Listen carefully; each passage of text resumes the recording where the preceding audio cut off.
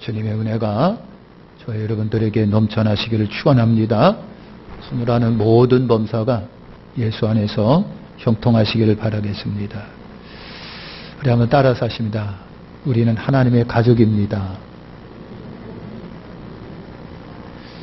그러니까 꼭 무슨 이단이 하는 얘기 같은데 실제 하나님의 가족이에요. 하나님은 나의 아버지가 되시고 하나님은 우리를 양자로 삼으셨다고 그랬잖아요.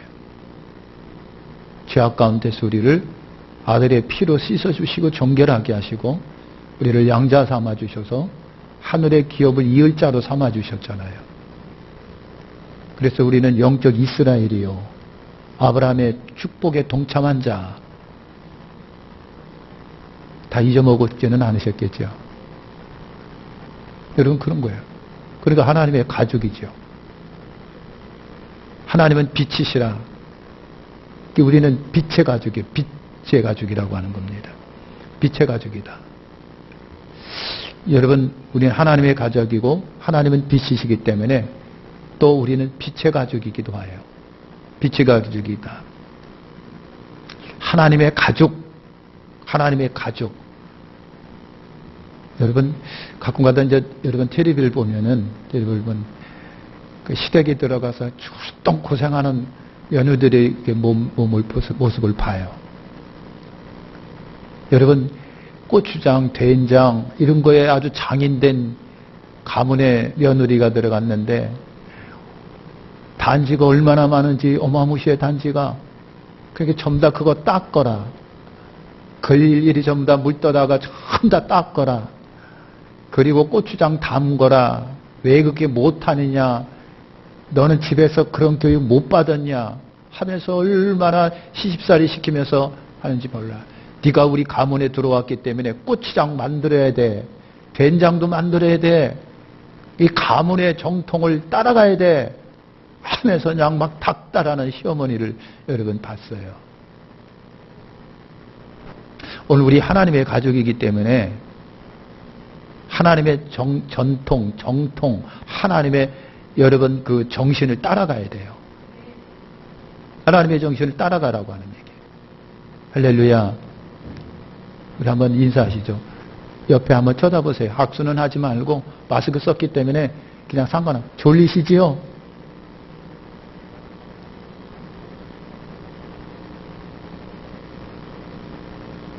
코로나가요. 진짜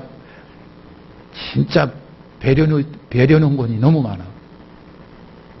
코로나가 배려놓은 것이 너무 많아. 그래서 나 코로나를 보면 아주 그냥 싸가지 더럽게 없다고 불만이 굉장히 많아요. 중세에 흑사병이 들 적에는 그 흑사병을 정복하기 위해서 10년, 15년이 걸렸대요. 그런데 코로나19가 중세에 흑사병 저희를 가라 할 정도로 전 세계적이잖아요. 근데 그 이겼어요. 왜냐하면 백신이 나오고 이제 치료약이 막 공급될 거니까. 1년도 안 돼서 2년 만에 정복해버리는 거예요. 그러니까 사람이 굉장히 위대한 존재예요. 똑똑해요. 여러분 굉장히 똑똑하십니다. 근데 하나님 앞에 똑똑한 척하면 절대 안 돼. 하나님 앞에는요, 애기처럼 돼야 돼요. 똑똑한 척하면은 더 터지지 뭐 하는 게 뭐 있겠어요. 이 코로나가 배려놨다니까요. 그래서 하나님이 나중에 이제 보실 거예요. 야, 코로나 때문에 배렸단다. 여러분, 자, 하나님의 가족이기 때문에 하나님의 정신, 하나님의 가문의 정신을 우리가 따라야 돼요. 토대, 근간되는 것이 있어요.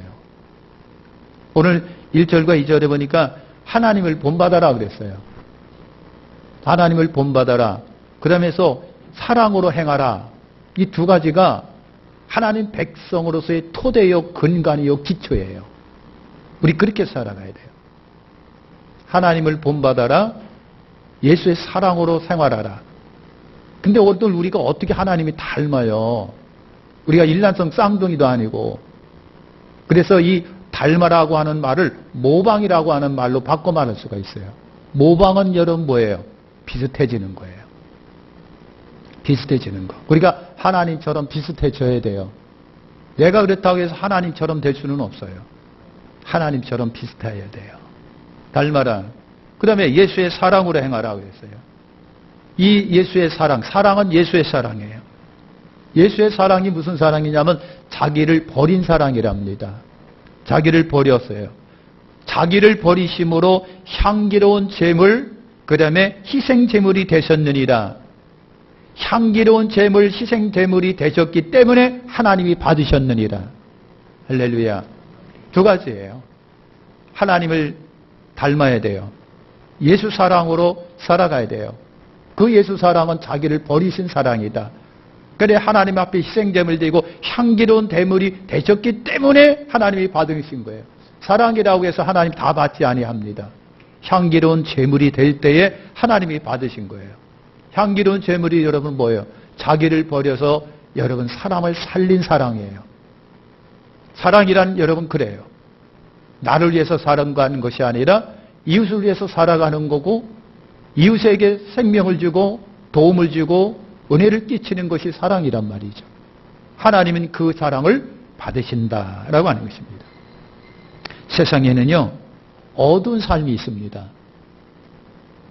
우리가 읽은 에베소서 여러분 8절과 5장 8절과 14절에 있는데 사실은 1절서부터 20절까지입니다만은 세상에는 어두운 삶이 있어요. 3절과 7절에 보니까 빛의 가족으로서 단호히 버리고 떠날 것들이 있다라고 말을 합니다. 빛의 가족으로서 하나님의 자녀로서 단호히 죄송하지만 똥처럼 버리고 살아갈 것. 똥처럼 버리고 살아갈 것. 완전히 오물처럼 버리고 따라갈 것. 버리고 우리가 여러분 떠날 것이 있어요. 오늘 바울이 말을 합니다. 음행이라고 말을 합니다. 음행이라고 말합니다. 이 음행은요, 비정상적인 육체적 관계를 말하는 겁니다. 하나님이 굉장히 싫어하는 거예요. 그 다음에 여러분, 더러운 짓이라고 그랬습니다. 이 더러운 짓이 뭐예요? 불결이에요. 불결이라고 하는 것은 음행과 항상 관계가 됩니다. 연결이 됩니다. 여러분, 며칠 전에도 폼페이에 관해서 얘기를 해놨습니다만은 폼페이가 바로 이런 도시였습니다. 음행. 또 이런 것들은요, 다 영적인 것과 관계가 있습니다. 종교적인 것과 관계가 깊어요. 그래서 성경이 이것을 음행이라고 여러분 말을 하고 있습니다. 더러운 짓, 불결이라고 합니다. 그러면 여러분 음행과 더러운 것과 탐욕이라고 하는 단어를 여러분 사용하고 있습니다. 탐욕이라고 그랬는데 여러분 우리가 읽은 에베소 4장 19절에 보니 그들이 감각 없는 자가 되어 자신을 방탕과 방임하여 모든 더러운 것으로 욕심으로 행하다 그랬습니다. 여러분이 탐욕이라고 하는 것도 음행과 관계가 깊어요.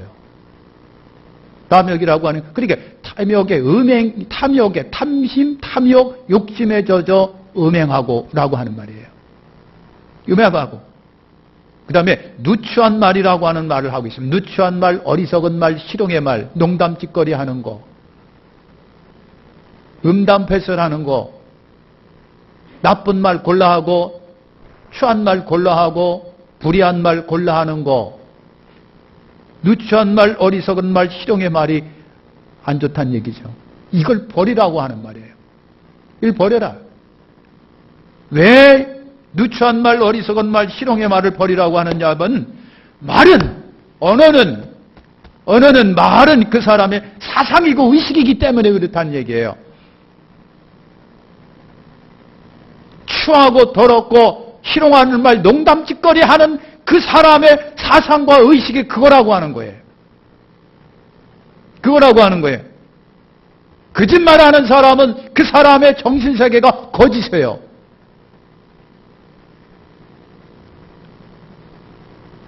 원망하고 불만하고 불평하는 사람은 그 정신세계가 그거예요.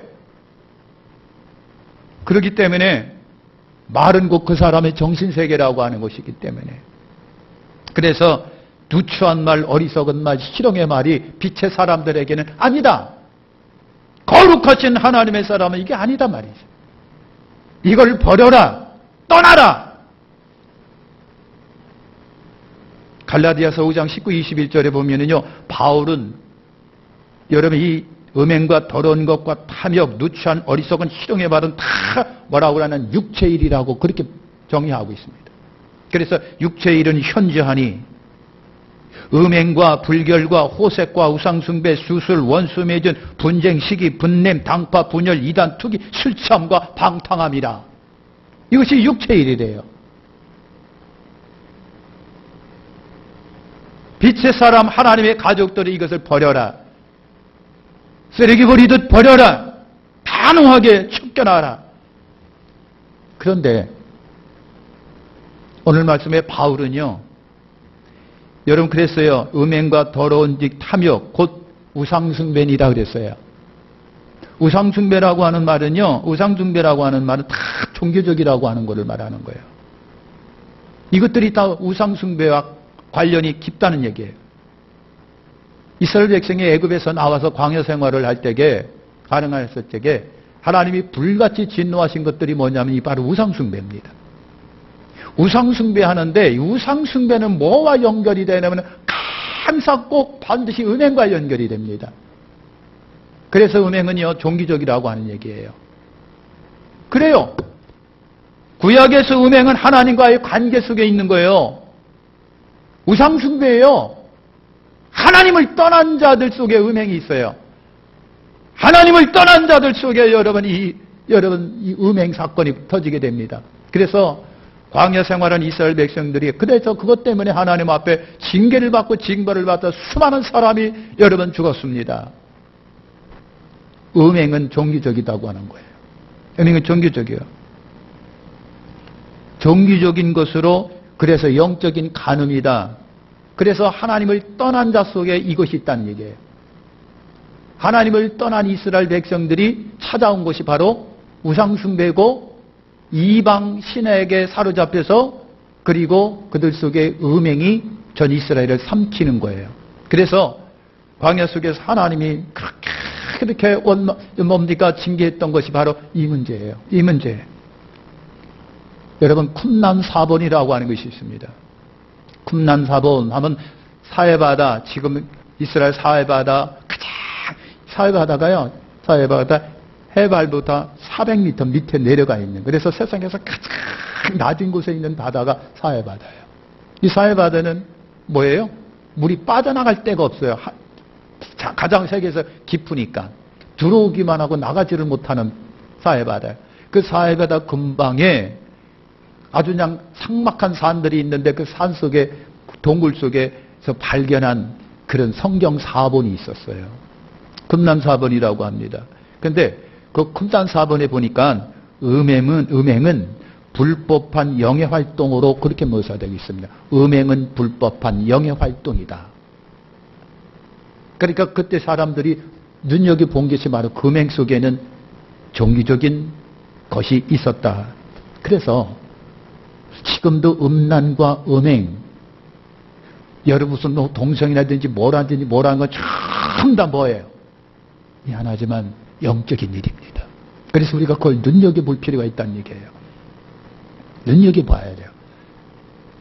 그와 같은 음행의 뒤에는 뭐가 있느냐면 하나님의 심판이 있습니다. 그것도 그 현실 속에서, 역사 속에서. 사랑하는 성도 여러분, 자, 하나님의 가족이고 우리는 빛의 자녀이기 때문에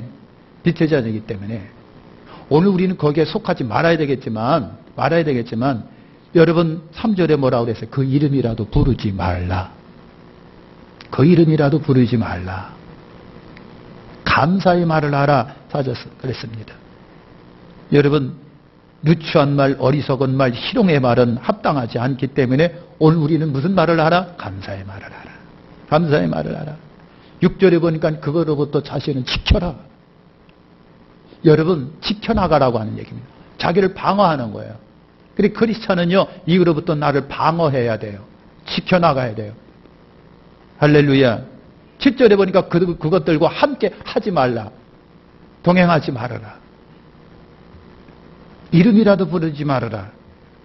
감사의 말을 하자. 그거로부터 자신을 적극적으로 나 자신을 지켜라. 방어하라. 자신을 지켜라. 그들과 함께 하지 마라. 만약에 5절과 6절에 보니까 만약에 그거를 갖다 하지 못하면, 그걸 버리지 못하면 하나님 나라 기업을 얻지 못하고 하나님의 진노가 그들 속에 있느니라. 그걸 거기에서 벗어나지 못하고 그걸 지키지 못하면 하나님 나라가 그에게 없대요. 하나님의 진노만 그들에게 있대요. 이게 얼마나 무서운 일인지 여러분 몰라요. 사랑하는 성도 여러분, 지켜가시기를 축원합니다. 그 다음에 여러분 8절과 14절 보니까 빛의 삶이 있습니다. 어둠의 삶이 있으면 빛의 삶이 있는 거예요.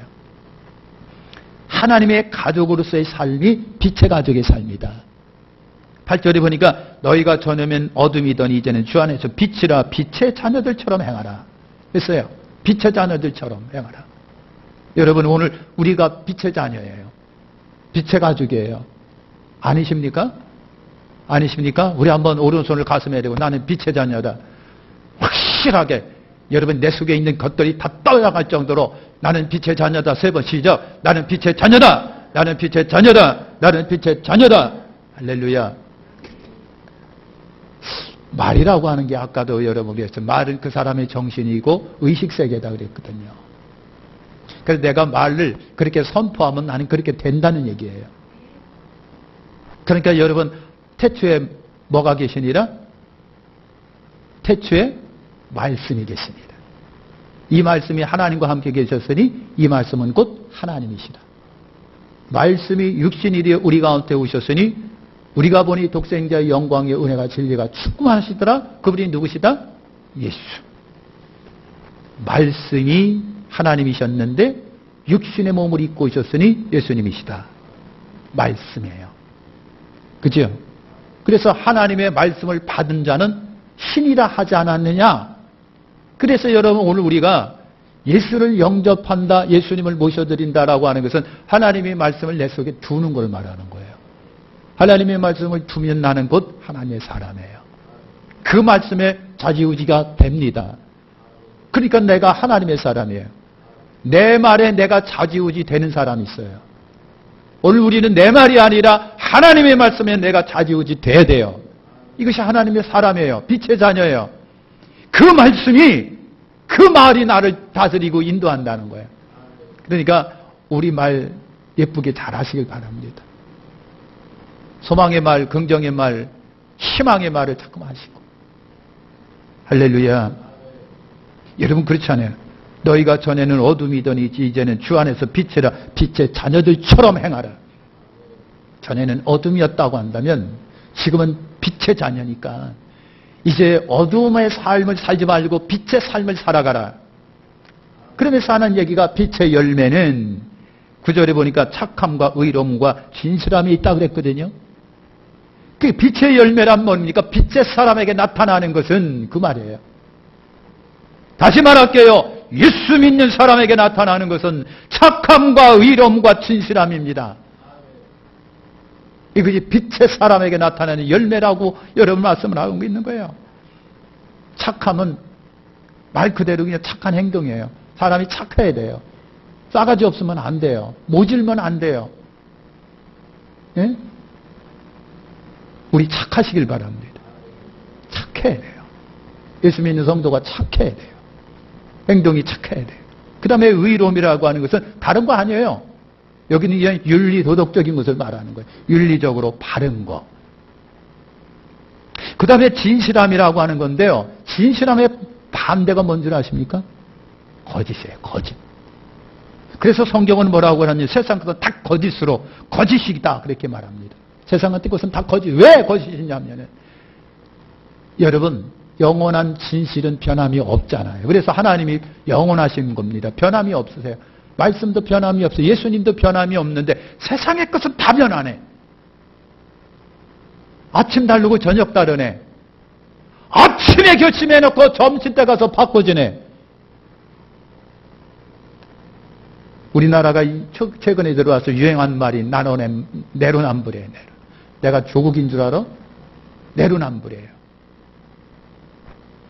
사랑하는 성도 여러분, 다 바꿔줍니다. 10년 전에 전통으로 위대한 전통했는데 이쯤에 와서는요, 짤데없는 것이 되어버리고 말았습니다. 짤데없어요. 다 바꿔주고 있습니다. 그랬기 때문에 세상의 것은 거짓인 겁니다. 진리가 아닙니다. 다 바꿔지기 때문에. 내 마음도 아침 다르고 저녁 다르니까 진실하지 못한 거예요. 내 정신도 여러분 마찬가지예요. 그래서 빛의 열매, 빛의 사람들에게는 여러분 착함과 의로움과 진실함이다. 그렇게 말합니다. 이것이 열매라는 거예요.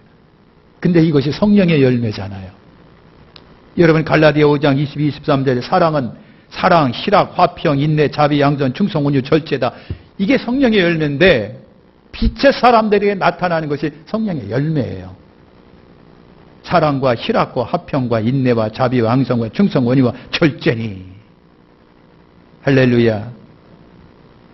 여러분 갈라디아 5장 24절 여러분 빛의 사람들은 옛날에 우리가 어둠의 사람이었다고 그랬잖아요. 근데 갈라디아 5장 24절 여러분 그 빛의 사람들은 정욕을 다 십자가에 못 박은 사람들이다 합니다. 정욕을 다 십자가에 못 박아. 예수님이 십자가에 달려서 다 해결한 것처럼 나도 내 속에 있는 모든 정욕을 십자가에 못 박았느니라. 그리스도 예수의 사람들은 육체와 함께 그 정욕과 탐심을 십자가에 못 박았느니라. 이것이 크리스찬이고 빛의 사람들이에요. 우리 속에 있는 육체의 일은 현재 아니 하면서 육체의 일 그걸 갖다 십자가에 못 박은 사람들. 내가 그렇고 여러분들이 그렇다는 거예요. 십자가에 못 박은 사람들. 십자가에 못 박은 사람들. 그렇기 때문에 성령의 열매가 나타나고요. 이것이 빛의 사람들의 열매예요. 빛의 사녀이기 때문에 절대로 11절에 있는 것처럼 그들과 참여하지 말아야 돼요. 참여하지 말고 적극적인 삶, 참여하지 않는 거, 돌아서는 거, 적극적으로 내가 아주 의도적으로 빛의 삶을 사는 거, 14절에 보는 거 죽은 자를 살리라. 빛이 비칠 때마다 어둠이 물러가게, 예수의 복음이 정준해질 때마다 어둠이 물러가게 돼 있고 구원받는 역사가 일어나는 거예요. 오늘 우리가 전할 여러분입니다. 빛의 삶으로 살아갈 때에 어둠 속에 있는 사람들이 우리의 빛의 모습을 보고 살아난다. 이것이 구원이고 예수 복음 전도하는 거예요. 할렐루야. 마지막으로 15절과 20절에 보니까 악한 종말의 때 빛의 자녀로서 이렇게 살자라고 하는 15절과 20절에 보니까 말씀이 있어요. 빛의 자녀로 지혜 있는 자같이 하라. 지혜는요 뭡니까? 시기와 여러분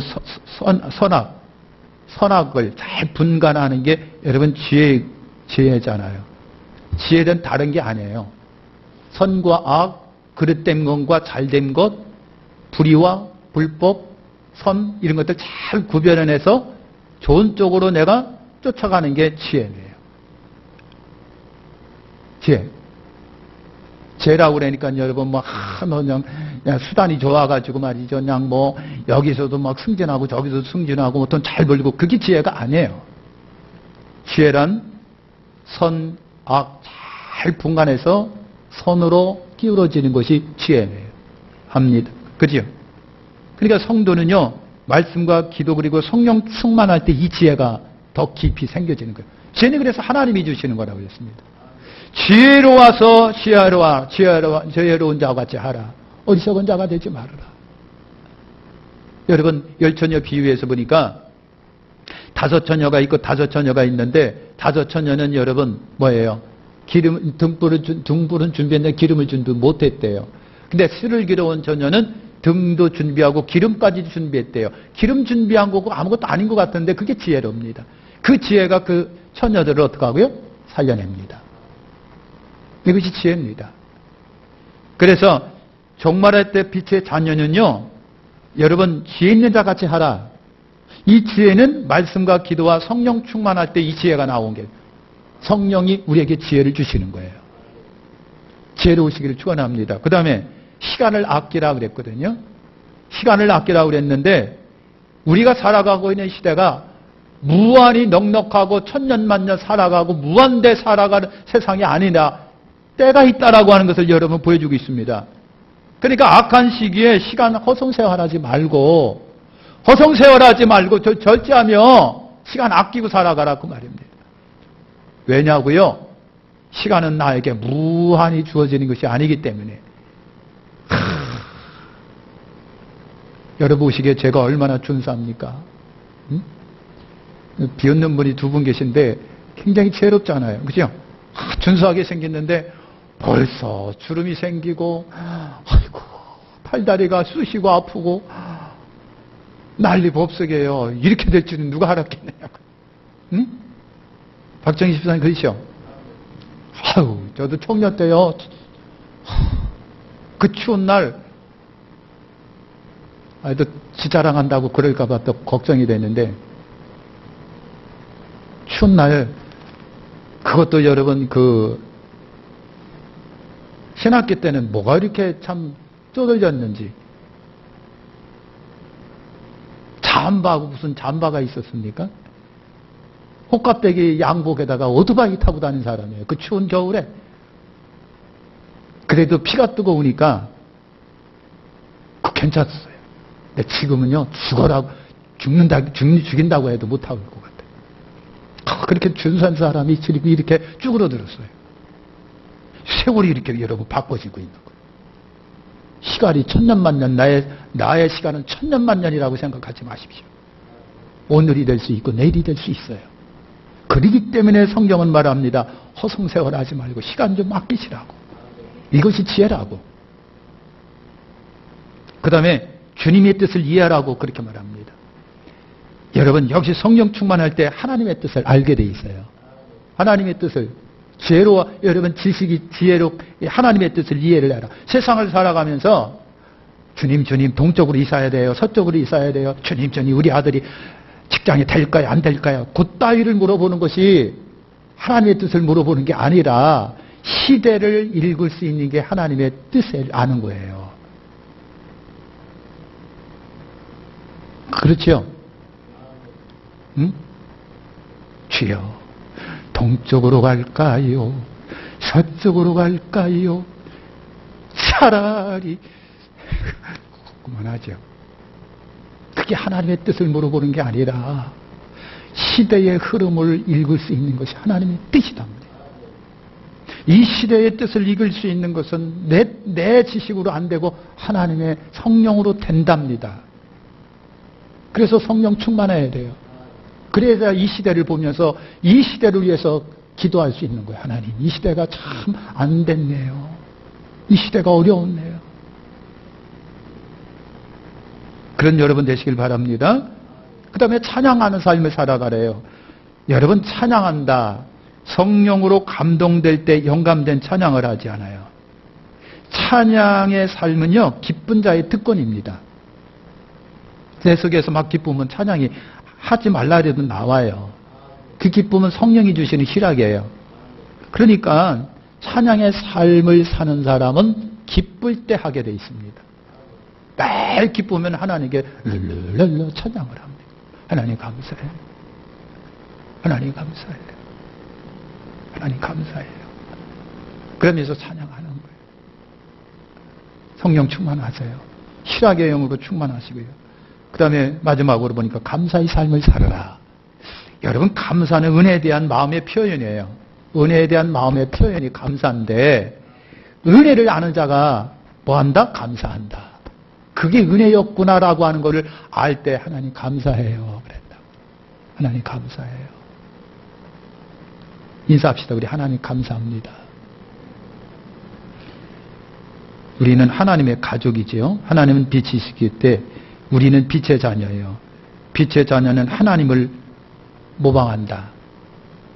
쌍둥이처럼 닮을 수는 없어요. 죽었다 깨어나도 안 돼요. 그냥 모방하는 거예요.